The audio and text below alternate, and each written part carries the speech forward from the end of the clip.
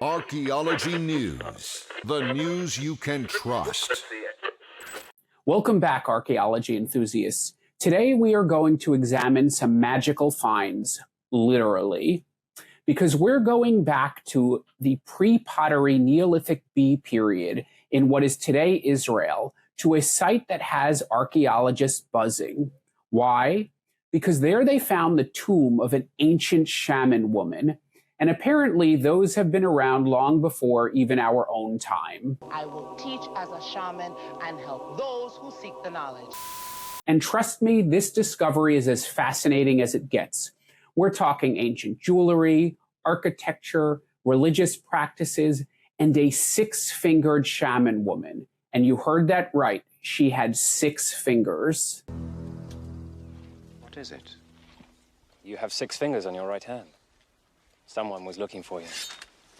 Intrigued? Well, buckle up, friends. We're about to unravel this ancient puzzle piece by piece. So it's 2018 and construction workers are busy working on Highway 16 just outside of Jerusalem at a site called Motza. You get your square, perfectly shaped and thin matzahs produced by machines, and then you have the hand matzahs. No. That's matzah.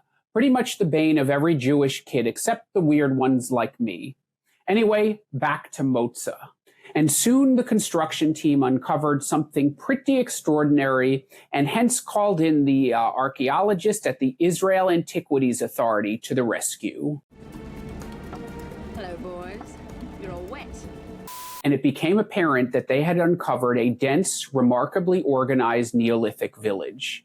Now, if you remember from our video about the 3-age system, these different eras, Neolithic, Bronze Age, Iron Age, well, they don't necessarily correspond in time across different geographies. But in the Middle East, the Neolithic goes way back, starting at around 11,500 years ago in 9400 BC, and lasting all the way up till about 7,000 years ago in 5300 BC.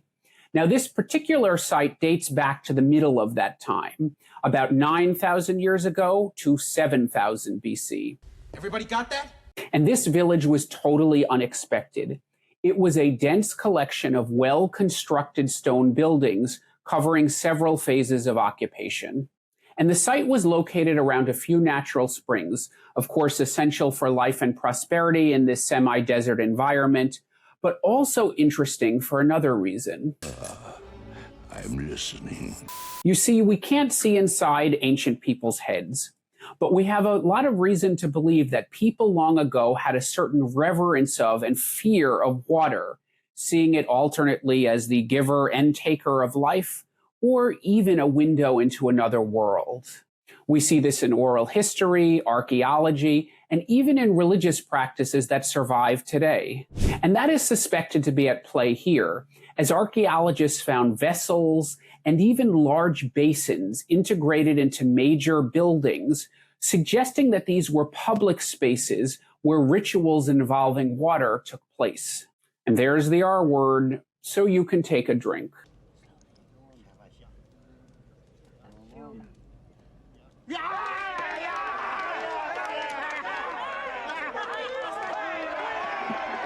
And what else did they find unusual in these buildings that made them special, so out of the ordinary? Well, they found lots of graves buried right into the floors of the houses, men and women, adorned especially with bracelets of stone, pendants, shells, and beads of mother of pearl and greenstone.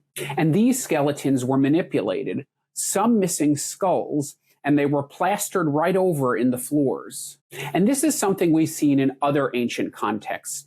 Skeletons interred right into buildings, sometimes even with body parts and bones mixed and matched onto other bodies. For example, there was Çatalhöyük in Turkey, which was actually contemporaneous with this site. Or Cladhallen in the Hebrides Islands of Scotland, which came much later during what was the late Neolithic in Northern Europe. In this case, bodies were preserved in bogs, mixed and matched, and then buried on the premises much later. And this site, Cladhallen, was excavated by, among other people, my former professor Mike Parker Pearson, who we interviewed on this very channel. He's perhaps better known for his work at Stonehenge. The idea is that the skulls may have been used for avoiding the R word ceremonial purposes, kind of like keeping a bit of grandma around for good luck. That's a good boy. Good Jason. Now, returning to our site in Israel, archaeologists also found this small bowl with char marks around the edges, suggesting it may have served as an oil lamp, kind of like we see in temples since time immemorial. And they also found this limestone figurine, which maybe this is a bit of stretch, kind of reminds me of those heads we found at Lipinski Vir, those sort of fishmen.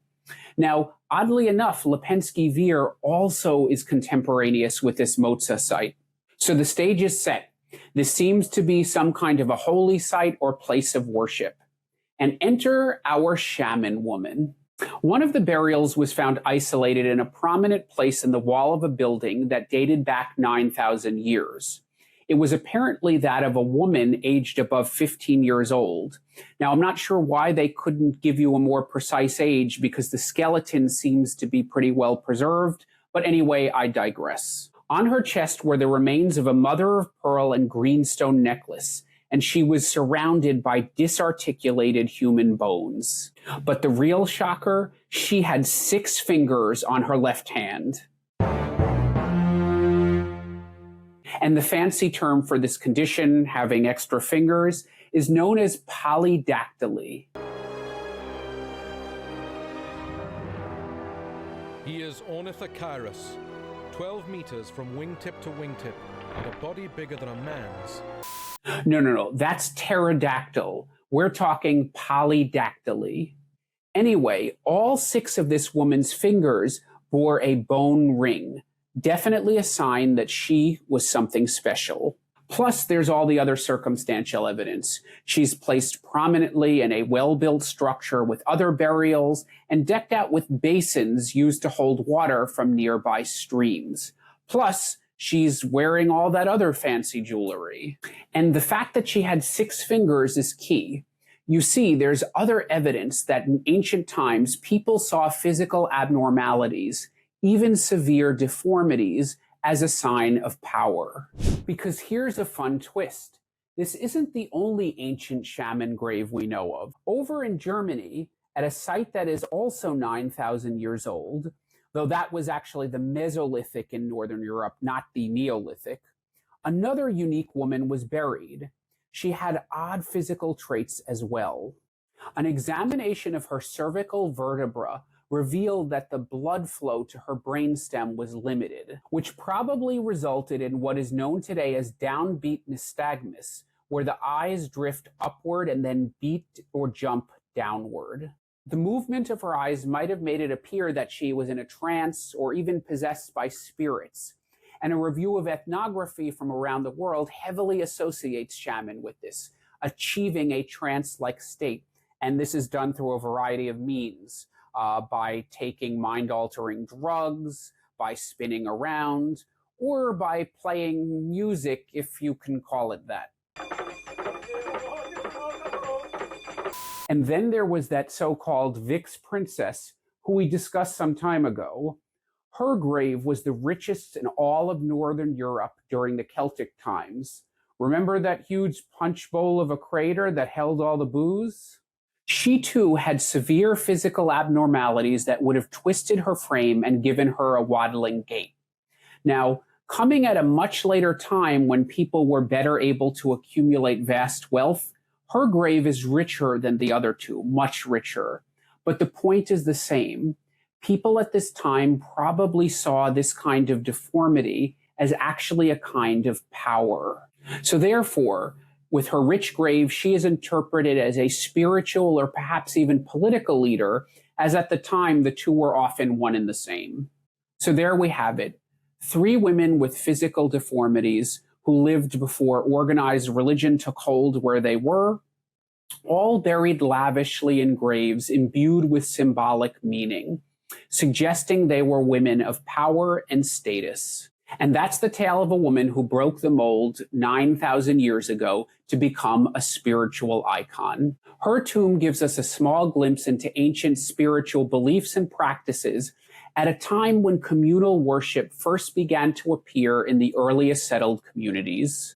These are the precursors of shamanistic traditions that survive even today, from Lake Baikal in eastern Russia to Haiti, from West Africa to South America. Now, while we need to be careful not to stereotype this term shaman, what these various traditions all have in common is they emphasize the power of the ancestors and the spirits of nature. This is what I call the archaeology of ableism. It gives you a different perspective on how other societies view physical abnormalities. While we consider them to be weird or even handicaps, other societies seem to consider them as secret superpowers, or at least signs of those. Pretty cool, huh? Well, it was difficult to get through all that spiritual stuff without saying the dreaded R word. So you have me to thank for keeping us all sober.